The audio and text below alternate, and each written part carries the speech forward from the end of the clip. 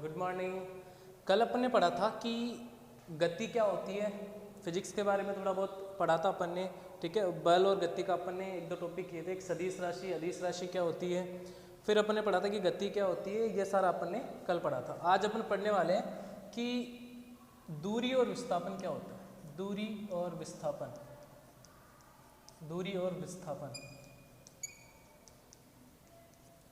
तो देखो, डिस्टेंस और डिस्प्लेसमेंट में क्या अंतर है। इंग्लिश में क्या बोलते हैं, दूरी को डिस्टेंस बोलते हैं, विस्थापन को क्या बोलते हैं, डिस्प्लेसमेंट।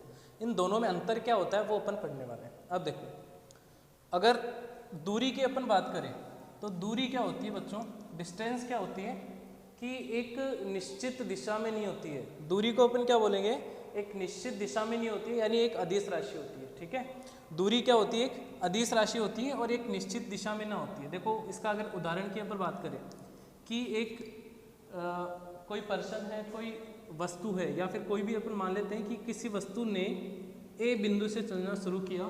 ठीक है, और वो पूर्व दिशा में जा रही है 3 मीटर। कितनी जा रही है, 3 मीटर। ठीक है, फिर जा रही है वो उत्तर दिशा में जा रही है 4 मीटर। ठीक है, फिर उसने गति की पूर्व दिशा में कितना, 4 मीटर, फिर दक्षिण दिशा में, ठीक है, 5 मीटर। अब इतनी उसने गति करी है। ठीक है, तो दूरी का मतलब होता है कि प्रारंभिक बिंदु से अंतिम बिंदु तक का जो टोटल उसने मार्ग जो तय किया है उसको अपन क्या बोलते हैं, उसका योग क्या होगा, दूरी होगी।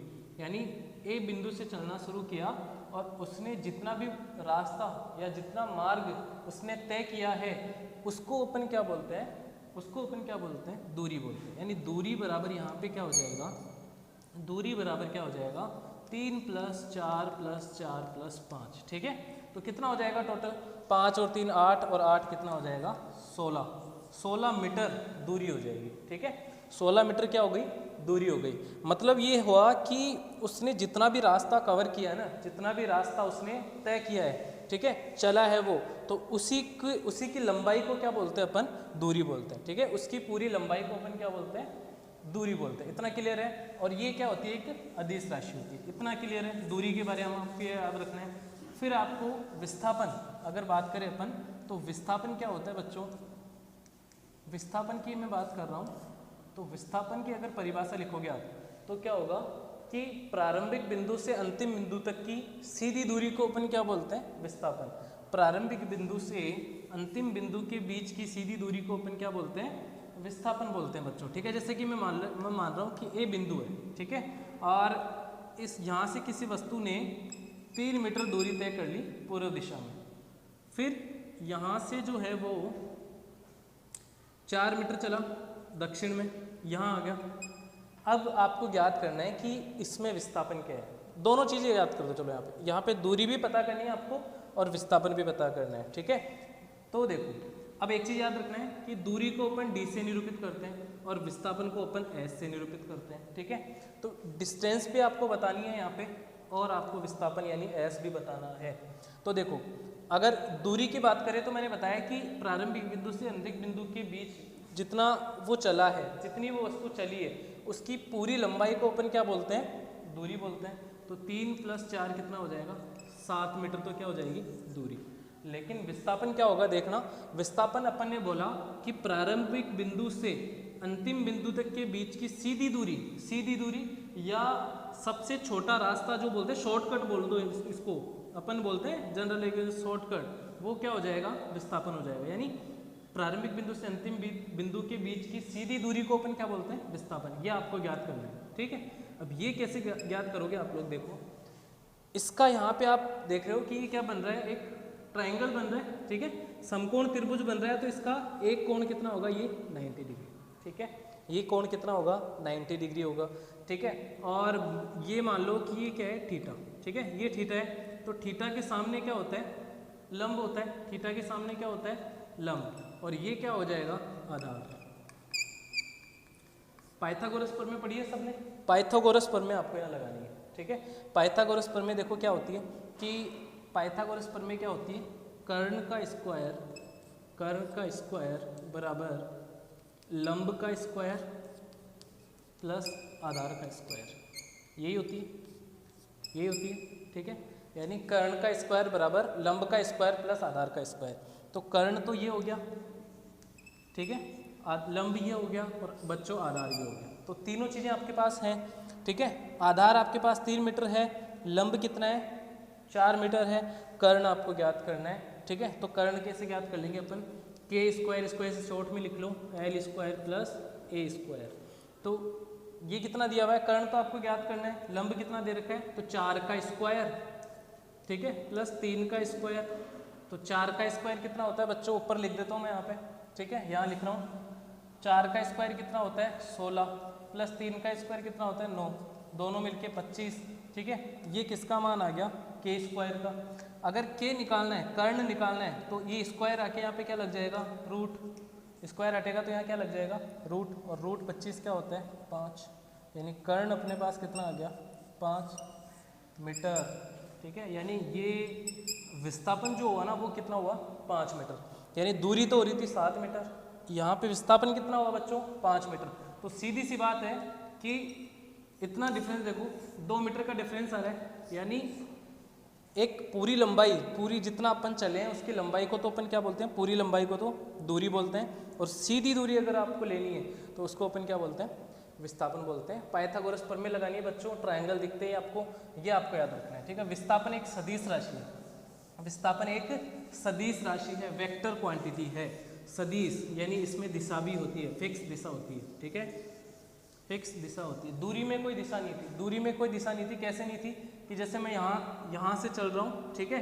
और मैंने पहले पूर्व में चला गया, फिर उत्तर में, फिर पूर्व में, फिर दक्षिण में, फिर पश्चिम में, तो कोई यहाँ पे फिक्स दिशा नहीं है, इसलिए इसको अपन क्या बोल रहे हैं, अदिश राशि, ठीक है बच्चों। ये अदिश, दूरी एक अदिश राशि है, विस्थापन एक सदिश राशि है, इतना याद रख लोगे आप लोग। अब नेक्स्ट देखो, दूरी और विस्थापन हो गया, अब इसी का काम कहाँ आएगा आपके पास, चाल जब पढ़ोगे आप, चाल और वेग, ठीक है, चाल और वेग पढ़ोगे। चाल क्या होती है, स्पीड, तो स्पीड कैसे निकालते हैं अपन, और इसका बहुत काम, ये बहुत काम की चीज़ है, ये आगे जब आप कंपटीशन लेवल की जब तैयारी करते हो तब भी इसके क्वेश्चन आते हैं, ये फॉर्मूला आपके काम में आएगा, ठीक है।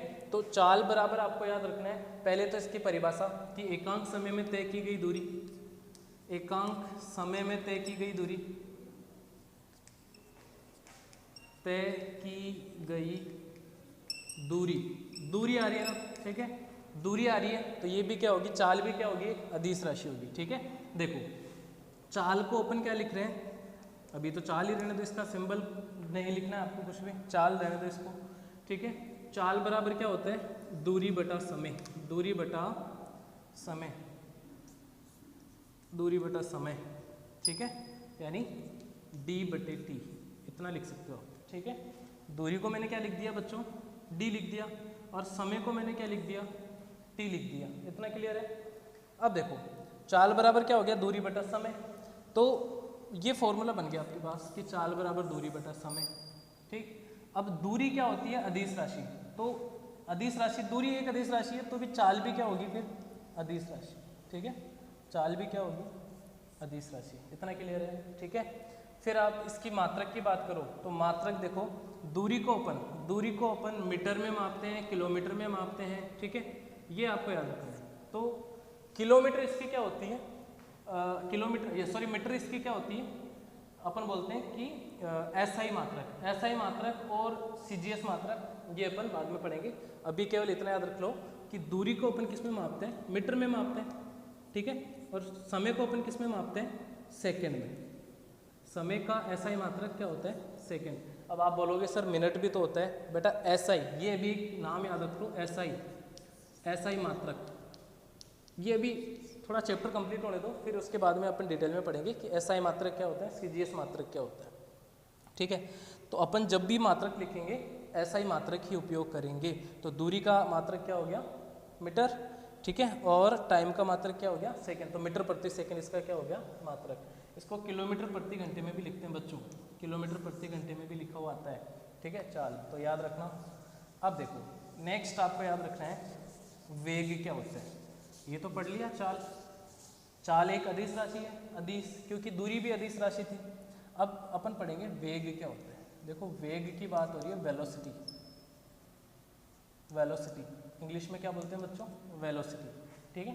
तो वेलोसिटी क्या होती है कि एक निश्चित दिशा में, एक निश्चित दिशा में, वहाँ क्या लिखा था अपने, ऐसा कुछ लिखा था क्या, चाल में ऐसा लिखा था क्या कुछ, चाल में ऐसा कुछ नहीं था। यहाँ पे अपन ने क्या लिख दिया कि एक निश्चित दिशा, एक निश्चित दिशा की बात हो रही है, तो वो क्या होगी, सदिश होगी, ठीक है। एक निश्चित दिशा में एकांक समय में तय की गई दूरी, एकांक समय, एकांक समय में तय की गई दूरी, तय की गई दूरी क्या होती है, वेग होती है, ठीक है।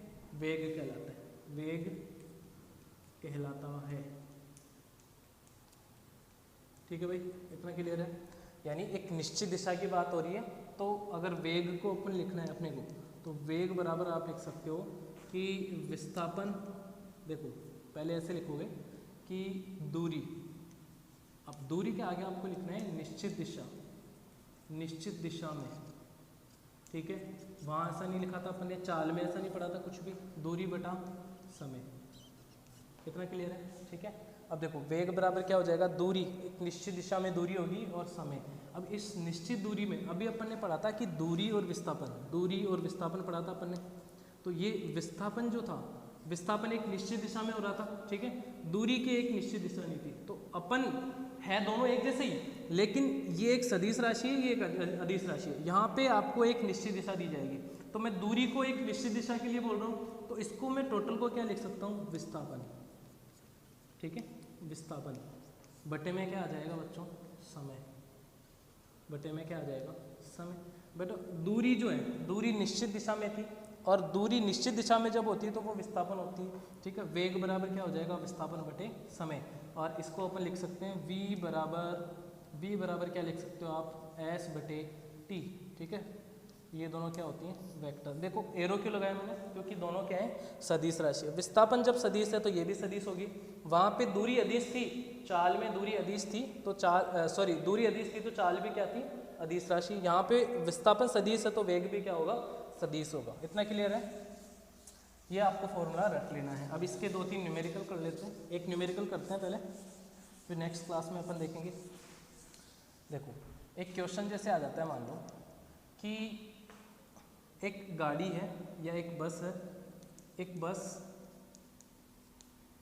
बस ने पूर्व दिशा में चलना शुरू किया, पूर्व दिशा में चलना शुरू किया, ठीक है। और उसने क्या किया कि 2 घंटे में